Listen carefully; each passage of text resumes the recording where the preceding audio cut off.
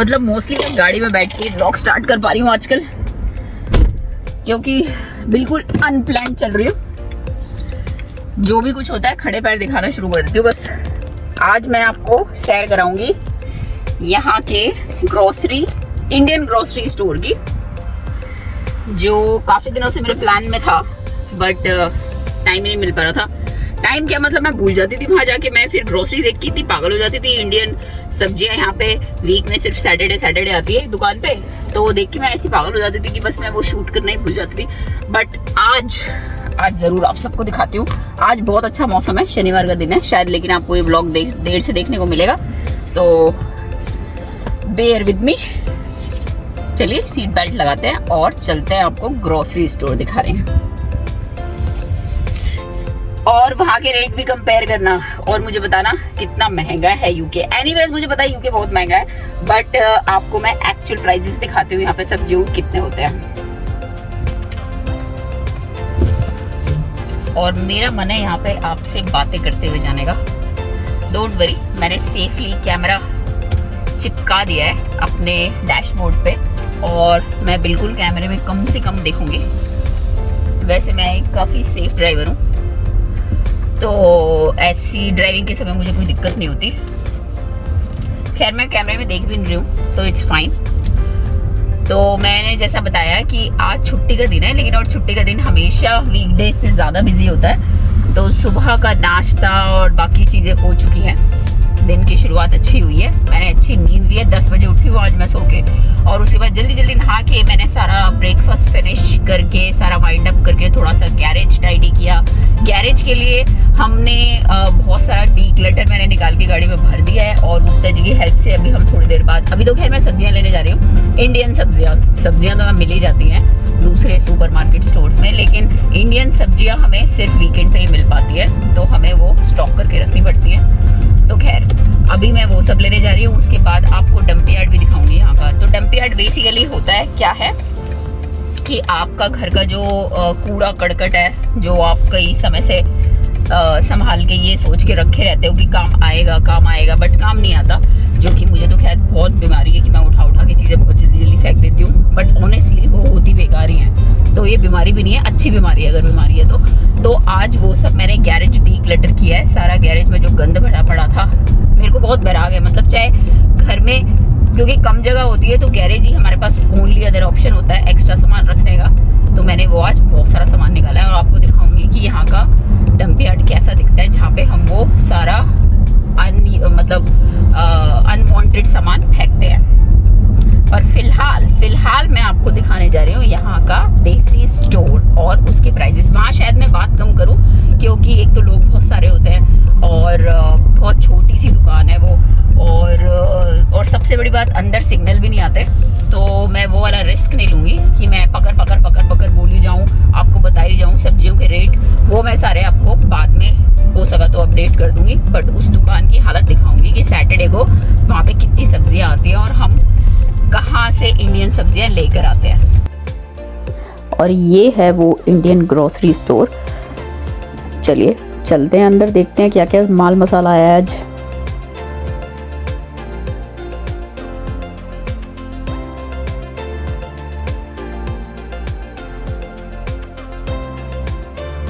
वाह, ये इंडियन पनीर का आज स्टॉक एकदम फ्रेश है, तो ये भर लेते हैं पूरे हफ्ते के लिए।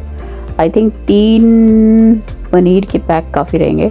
हाँ, तो मैंने 500 ग्राम के 2 और 225 ग्राम का एक, ऑलमोस्ट किलो से भी ज़्यादा मैंने पनीर रख लिया है पूरे वीक के लिए।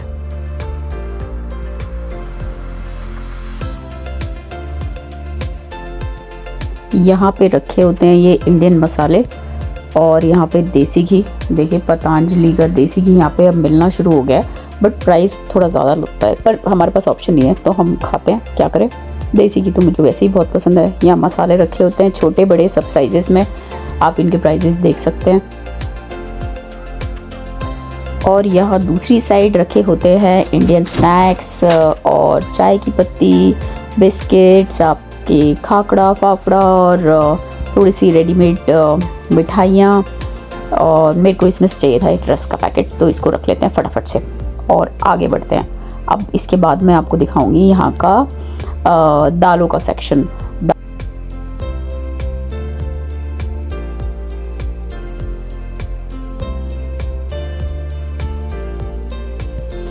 यहाँ पे आपको बेसिक दालें, छोले, राजमा, अचार और ये बढ़िया, वाह ये मेरे को बड़ियों की बहुत ज़रूरत थी। ये दाल की बड़ी मुझे बहुत दिनों बाद नज़र आई है, ये हमेशा नहीं आती।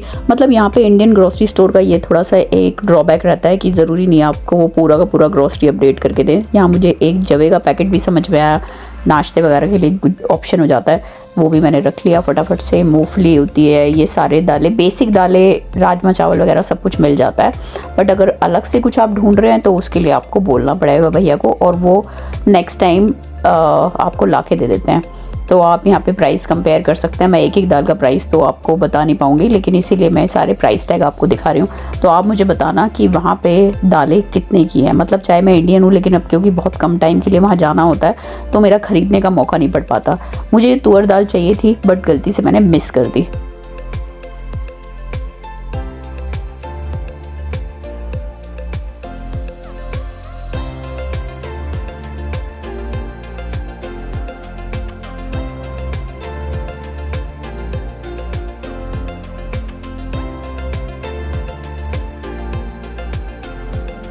अब यहाँ से मेन ये सब्जियों का सेक्शन शुरू हो जाता है। यहाँ पे मोटी मोटी वो सारी सब्जियाँ मुझे मिल जाती हैं जो मैं ख़ास तौर पे बनाती हूँ।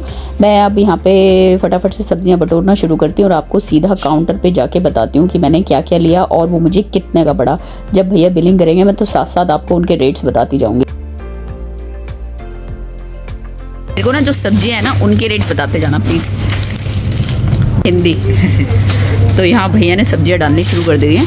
और ये प्याज कितने का पड़ा? 299 का कितना केजी? 2 केजी 2 किलो प्याज 299 पाउंड। ठीक है, आप लोग अपने आप ही हिसाब लगाते जाना। ये है 3 बंच मेथी के 199 each, 99 each. So around 3 pound की मेथी पड़ी है, 300 रुपये की। खा लो मेथी।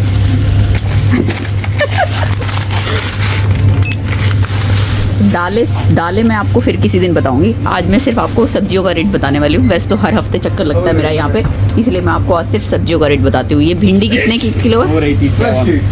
487 की कितने किलो? 500। आधा किलो भिंडी। ओके, ये गाजर आई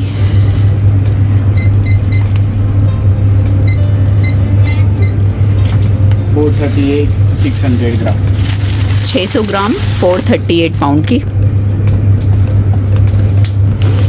ये करेले ले लो, most important. 600 gram 474। Oh my god, 474 pound के है ये, सिर्फ 600 ग्राम। और ये घिया, अगली बारी आई घिया की। सारी हेल्दी चीज़ें उठाई हैं मैंने। मतलब अगर आप हेल्दी रहना चाहते हैं तो आपको जेब से पैसे खर्च करने ही पड़ेंगे। घिया हमारी आई, अभी भैया रेट बताएंगे। 359 700 ग्राम 359 पाउंड की। एक पपीता आई थी, ये तो वैसे ही रख ली ना, 549 पाउंड का। फिर बारी आई फ्रेश टमाटर की। ये मैं आपको खास तौर पे इसलिए दिखा रही हूँ, अगर आप कभी इंडिया में रो रहे हो कि सब्जियाँ महंगी हो गई तो मेरा ये व्लॉग दोबारा देखते रहना। सब्जियाँ हर जगह ही महंगी होती है और यूके में तो बहुत ही ज़्यादा महंगी होती है। ये टमाटर है हमारे 1300 ग्राम 389, मतलब 1 किलो से ऊपर है। हाँ। कितने के? 389 के। ये हरी मिर्च। और सब्जियों के नाम पे मैंने और कुछ लिया नहीं है, तो मैं मिलती हूँ आपसे थोड़ी देर में। 1 पाउंड की मेरी हरी मिर्च चाहिए। और ये करी लीव्स के 2 पैकेट लिए हैं। ये आई थिंक 99 पी ईच होते हैं। 1 pound 99 1 pound 19। Oh my God. तो ठीक है, मैं आपको फ्री में आता है इंडिया। फ्री में आता है इंडिया में। अब पता है वहाँ पे भी पैसों में आने लगा ये। मैंने अभी इसी बार सुना था कि ये वहाँ पे भी बिकने लगा है पैसों में। लोग पहले इसका पेड़ उगा लेते थे, एक दूसरे के पेड़ से तोड़ के पत्ते ले लेते थे। अब वहाँ पे भी गड़बड़ हो गई है। सबको चाहिए पैसा पैसा पैसा। तो मिलती हूँ आपसे अब डंप यार्ड में, क्योंकि अगली विजिट मेरी डंप यार्ड की होने वाली है।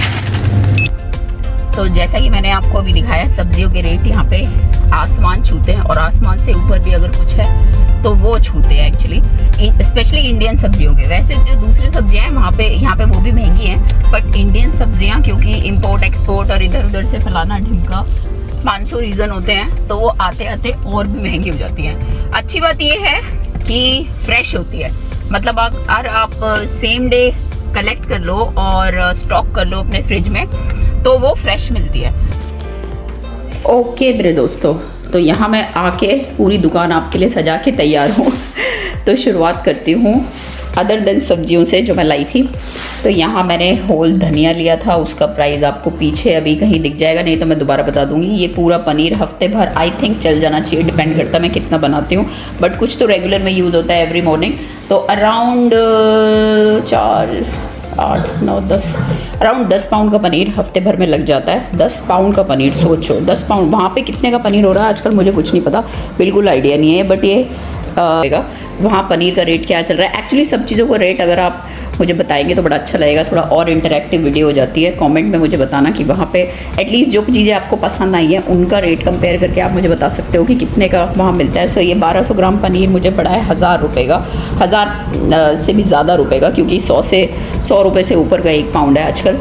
यहाँ पे थोड़े सा रस्क है चाय के, यहाँ आया है एक प्याज का पूरा थैला, थोड़ा सा नाश्ते का सामान, नमक पारे, और यहाँ पे ये करी पत्ता 2। इन सब के रेट तो भैया ने आपको काउंटर पे बता दिए थे। हरी मिर्च है, पपाया है, और ये टमाटर है, एक नमक का पैकेट मैं ले आई थोड़ा सा, और यहाँ पे ये कोर्स सूजी है, ये नाश्ते के काम आ जाती है। मेथी है 3 बंच, और यहाँ पे करेले हैं, घिया है, गाजर, भिंडी, और फिर दोबारा नाश्ते के लिए मैं एक और चीज़ ऑप्शन के लिए लेके आई हूँ, जवे, जो कि मुझे सेलेक्टिवली बनाने पड़ेंगे। यहाँ पे छोले हैं, छोले आई थिंक ये 2 किलो के हैं, और ये है तुअर दाल, और यहाँ पे आज मेरे को एक मूंग दाल बड़ी मिल गई, जिसको मंगोड़ी हम वहाँ पे बोलते हैं। मूंग दाल बड़ी हमारे यहाँ पे बहुत शौक से खाई जाती है। तो हाँ, ये सारा कुछ सामान मुझे अराउंड, मैंने दिखाया था आपको, मतलब रफली लगा लो 10,000 रुपये के हिसाब से बताऊँ तो 10,000 रुपये का पड़ा है, जो हफ्ते भर भी चल जाए तो गनीमत है। सो मैं आपको ये सब क्यों, लोगों को है जो सोचते हैं कि यूके में रहना आसान है और हमें यूके जाना चाहिए, बाहर जाना चाहिए, नहीं भी ऐसा कुछ नहीं है। अगर आप बाहर आना चाहते हैं तो वेल प्लानिंग के साथ आइए, क्योंकि ये कुछ ऐसी बेसिक नीड्स हैं जो हमारे को चाहिए ही चाहिए। मतलब अगर आप पनीर नहीं खाएंगे, आप सब्जियां दाल तो खाएंगे ही खाएंगे, वो भी यहाँ पे बहुत महंगी होती हैं। तो अगर कोई बाहर आने का प्लान करता है तो प्लीज़ हवा में प्लान मत बनाइए, महंगाई सच में बहुत है। तो जो भी यहाँ पे आने का सोचते हैं, पहले अपना होमवर्क अच्छे से करें, अच्छे से सारी चीज़ों के रेट पता करें, देखें, बेसिक एटलीस्ट जो बेसिक चीज़ें हैं उनका हमें आइडिया होना चाहिए, तभी हम ये बड़ा सा स्टेप ले सकते हैं। बट एनीवेज खैर, हफ्ते की ग्रॉसरी आ चुकी है होपफुली, और उसके बाद मैं आपको थोड़ी देर में मिलती हूँ कूड़ेदान में। कूड़ेदान में मतलब डंप यार्ड में, और यहाँ हम पहुँच चुके हैं। डंप यार्ड क्या होता है? डंप यार्ड दिखाना, हाँ काम भी करूँगी, और क्या काम करने तो आए हैं, तुम पहले आके दिखाने लग जाया करो मेरे को बड़ी बड़ी सी। तो ये हमने सारा गंदा सामान अपना भर रखा है जो हम यहाँ फेंकने आए हैं। अब ये इतना सारा सामान जब अगर घर में से निकलता है तो हम इसको नॉर्मल अपने डस्टबिन में नहीं फेंक सकते, इसके लिए हमें इन जगहों पे आना पड़ता है। यहाँ पे प्रॉपर लेबल लगे होते हैं, आप कौन से नंबर में कौन सा सामान डाल सकते हैं। तो यहाँ हम शुरू करते हैं। ओके, सो हमने अपना सारा कूड़ा यहाँ के रिस्पेक्टिव एरियाज़ में डाल दिया है। मैं आपको दिखाती हूँ कितना ऑर्गेनाइज्ड होता है ये।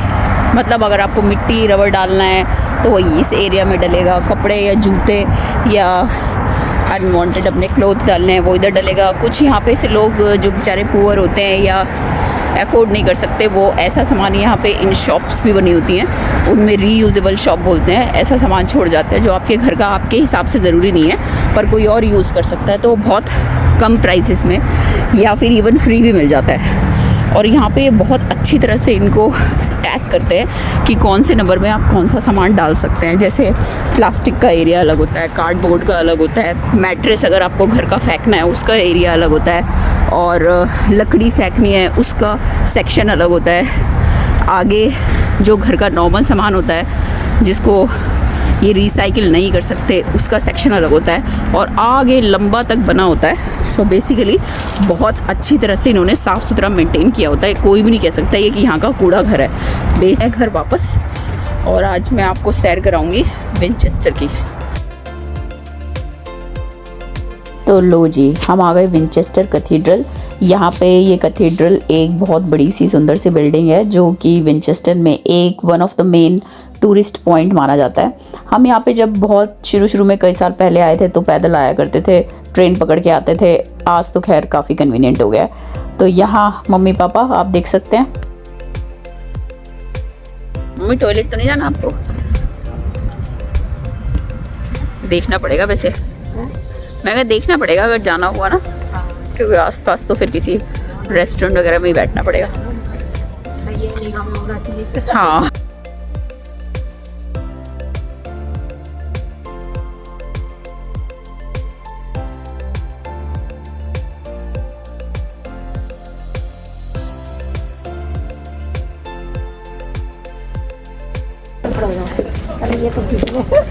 पहले पापा लेंगे फोटो।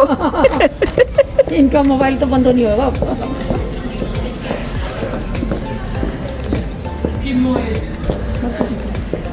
वैसे तो कैथेड्रल ही अपने आप में बड़ा सुंदर है। पापा खड़े हो जाओ। इसलिए डबल पहन रखा है, नीचे भी गर्म है, ऊपर भी गर्म है।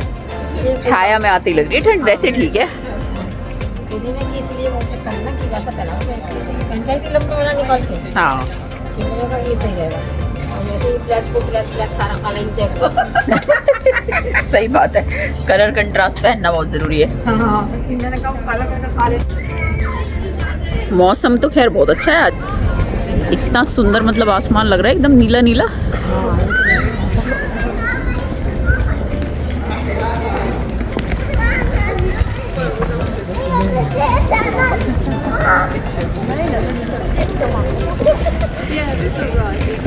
चश्मा ले आते हैं आप अपना?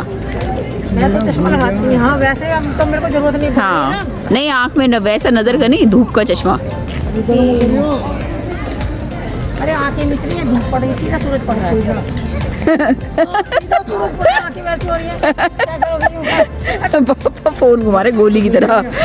डिश क्या हूँ, इसकी खींच ली फोटो, डिश क्या हूँ, अब उसकी फोटो डिश क्या हूँ। नहीं होगा ये तो इनका बंद नहीं होगा। ये तो पूरी रील घुमाते रहेंगे अपने। हर हफ्ते आती हूँ मैं यहाँ पे मंगलवार को, लेकिन ये एरिया मैंने कभी ऐसे नहीं देखा। अब ये कह रहे थे कि नहर के पास ले जाइए, और मेरे को तो पता नहीं नहर कहाँ पे है तो कहीं पे तो है एक जगह, पर मुझे पता ही नहीं किस तरफ को जाना है उसके लिए।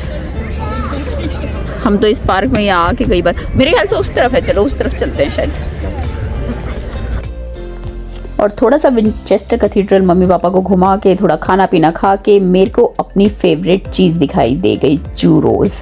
ये आपने मेरे पिछले क्रिसमस ब्लॉग पे भी अगर देखा होगा तो आई थिंक आपको पता होगा ये क्या है, नहीं तो आप दोबारा जाके वो ब्लॉग देख सकते हैं। ये चूरोज़ एक बेसिकली मीठे पूड़े होते हैं बट डिफरेंट शेप के, और उनको चीनी में रैप करके उसके ऊपर मिल्क चॉकलेट ड्रिजल करके गरम गरम खाने में सर्दियों में बहुत मज़ा आता है। तो यहाँ मेरे को ये मिस बिल्कुल नहीं करना था। यहाँ चूरोज़ वाले भैया से मैंने परमिशन ली कि मैं उनको शूट कर सकती हूँ कि नहीं। उसने बड़े हैप्पीली कहा रहे बिंदास एकदम शूट करो, और देखो कितने मज़े से, वाह वाह वाह, oh my God I can not resist. और ये मैंने घबड़ घबड़ करके हमने शेयर करके खाया। बस कुछ इसी तरह से ये दिन बीता। आई होप आपको व्लॉग अच्छा लगा होगा। Please do like share comment. Thank you, bye.